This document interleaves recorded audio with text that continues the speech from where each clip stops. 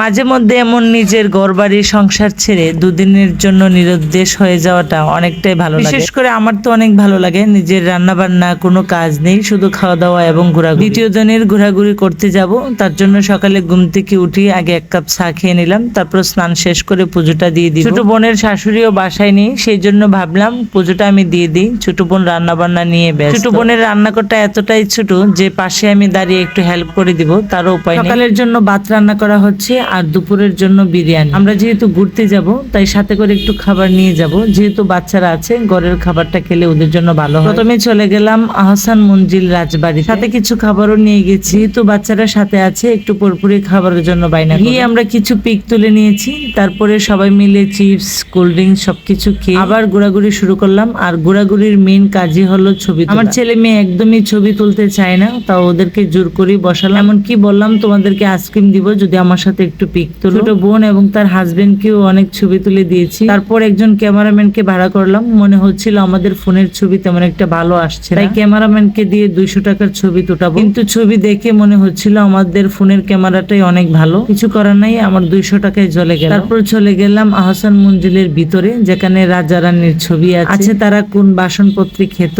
কোথায় থাকতো। আর প্রচুর রোদ, সেই রোদে অনেক গরমও লেগে গেছে, সেজন্য আমার চুলগুলো একটু বেঁধে নিয়েছি। প্রত্যেকটা রাজবাড়িতে একই রকম চিত্র, পুরোনো আসবাবপত্র থালা বাসন দিয়ে সাজানো। তারপর বের হয়ে এসে আমরা খোলা মাঠে চলে গেলাম লাঞ্চ করার জন্য। সবাই মিলে বিরিয়ানি খেয়ে নিব। খাওয়া দাওয়া শেষ করে আমরা বেরিয়ে পড়লাম লালবাগ কেল্লাতে যাব। রাস্তায় এত জ্যাম, রিক্সায় এই রিক্সাতে টুকুর খাই, এই রিক্সাতে ঢাকা শহর বলে কথা, জ্যাম তো থাকে। তারপরে গিয়ে দেখি লালবাগ কেল্লায় লম্বা লাইন টিকিট কাটার জন্য। তো লাইনের পিছনে আর দাঁড়ালাম না, বুদ্ধি করে একদম সামনে গিয়ে ধাক্কা মেরে একটা টিকিট নিয়ে নিলাম। একটা টিকিট না, আমরা ছিলাম 6 জন বা 7 জন মানুষ। আহসান মঞ্জিলে ঘোরার শেষের সময় ঢাকা থেকে আমার একটা বান্ধবীও চলে এসেছে আমাদের সাথে। বাচ্চারা কিন্তু এরকম খোলা জায়গায় পেয়ে অনেক খুশি। বাচ্চারা খুশি কি, আমি নিজেও অনেক খুশি। ইচ্ছে করছিল এখানে আমি ছুটাছুটি দৌড়াদৌড়ি শুরু করে দিই। অনেক ঘোরাঘুরির পর একটু ক্লান্ত হয়ে গেলাম, তারপরে একটু ছায়া দেখে সবাই বসে একটু খাওয়া দাওয়া করে নিলাম। আবার হাঁটাহাঁটি। এই জায়গাটা আমাদের কুমিল্লা শালবন বিহারের মতো দেখতে অনেকটাই, লালবাগ কেল্লাটা। অনেক ঘোরাঘুরির পর তারপর চলে গেলাম ডাকেশ্বরী মন্দিরে। মন্দিরটা অনেক বড়,